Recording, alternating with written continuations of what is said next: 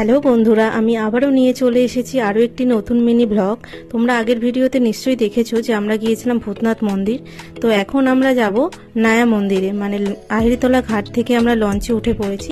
তো আমরা নামবো গিয়ে হচ্ছে বাধাঘাটে। তো এখান থেকে যেতে আমাদের 5 থেকে 7 মিনিট লাগবে হয়তো। লঞ্চ থেকে গঙ্গার ভিউটা খুব সুন্দর লাগছিল, হালকা হালকা মেঘ ছিল, রোদ ছিল, খুব সুন্দর লাগছিল ওয়েদারটা। তো আমরা লঞ্চ থেকে নেমে পড়েছি এবং আমরা হাঁটা শুরু করে দিয়েছি। এখান থেকে হেঁটে প্রায় 5 থেকে 10 মিনিট লাগবে মন্দিরে পৌঁছাতে। তো একটা দুঃখের বিষয় ছিল, আমরা মন্দিরে গিয়ে দেখি মন্দিরের গেট বন্ধ।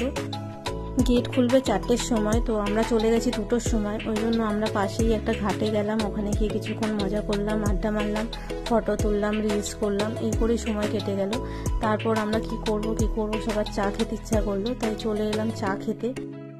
তো চাটা খেয়ে আমরা কিছুক্ষণ আড্ডা মেরে দেখলাম 4টে বেজে গেছে। তো আমরা চলে গেলাম মন্দিরের ওখানে। তো আমরা মন্দিরে গিয়ে দেখলাম মন্দির খুলে গেছে। সব থেকে একটা মজার বিষয় হলো, এই মন্দিরটি উদ্বোধন করা হয়েছিল 1953 সালে 12ই ফেব্রুয়ারি। সেদিন ছিল মহাশিবরাত্রি। তো শিবের মন্দির শিবরাত্রির দিন উদ্বোধন করা হয়েছিল, এর থেকে ভালো ব্যাপার হয়তো আর হতেই পারতো না।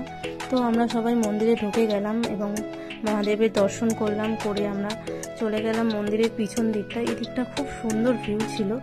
আর এই মন্দিরের আকর্ষণ যেটা ছিল সেটা হচ্ছে এই 51 ফুটের মহাদেবের মূর্তিটা। আমাদের কলকাতার সব থেকে বড় শিব মূর্তি এটা ছিল, 51 ফুটের মূর্তি।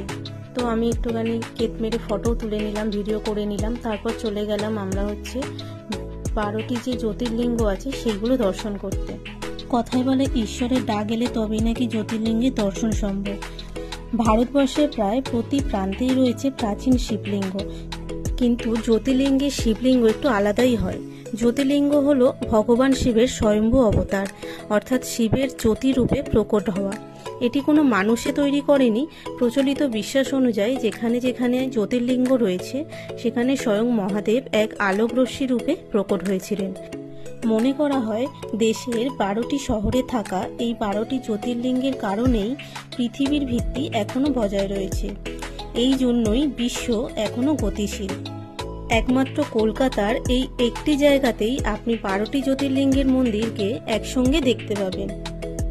এই মন্দিরটি রয়েছে হাওড়া শালকিয়াতে। তো আপনারা চাইলে একবার এসে ঘুরে যেতেই পারেন। খুবই সুন্দর একটা জায়গা।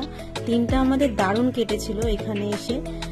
তারপর একে একে আরও যে মন্দিরগুলো ছিল ওখানে সেইগুলো আমরা দর্শন করে নিলাম। তো তারপর আমরা গঙ্গার হাওয়া খেতে খেতে কিছুটা সময় কাটালাম। তো আমার ভিডিওটা এখানেই শেষ করছি। যদি ভালো লাগে অবশ্যই লাইক, কমেন্ট, শেয়ার করে দেবেন। আর চ্যানেলে প্রথম হলে চ্যানেলটা সাবস্ক্রাইব করতে ভুলবেন না। টাটা।